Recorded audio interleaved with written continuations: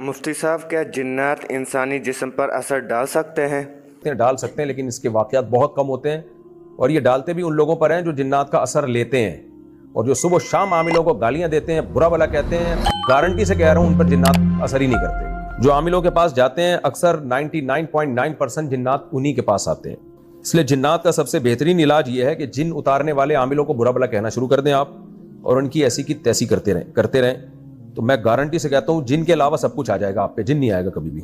مجھ پر جن اسی وجہ سے نہیں آتا، میں کون سا کوئی عملیات اور جن سے بچنے کی تدبیریں کرتا ہوں، سیدھا جو صبح و شام کی ٹوٹی پھوٹی اللہ تعالیٰ تسبیحات کی توفیق اجازت ہے، یعنی توفیق ٹوٹی پھوٹی تسبیحات تو جو سنت تسبیحات ہیں، اور کبھی اللہ توفیق دے تو سورہ فلق سورہ ناس پڑھ کے دم کر لیا۔ باقی ہم تو بیچارے علم عمل ان میں دونوں میں ہمارے یہاں کوتاہیاں ہیں، اس کے باوجود عاملوں کے جادو ٹونے سب کچھ مجھ پہ اثر ہی نہیں کرتے۔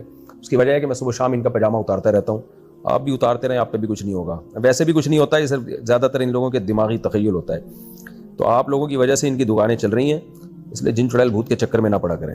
مولانا منظور چنیوٹی رحمۃ اللہ علیہ فرمایا کرتے تھے کہ قادیانیوں کی بددعاؤں کی وجہ سے اللہ نے مجھے لمبی عمر دی ہے۔ تو قادیانی چونکہ بددعا کرتے ہیں میرے لیے، تو اس وجہ سے اللہ نے مجھے اتنی لمبی عمر دے دی۔ تو میں چونکہ عاملوں کے خلاف بہت بولتا ہوں، تو اسی وجہ سے مجھ پہ جن چڑیل نہیں آتے الحمدللہ۔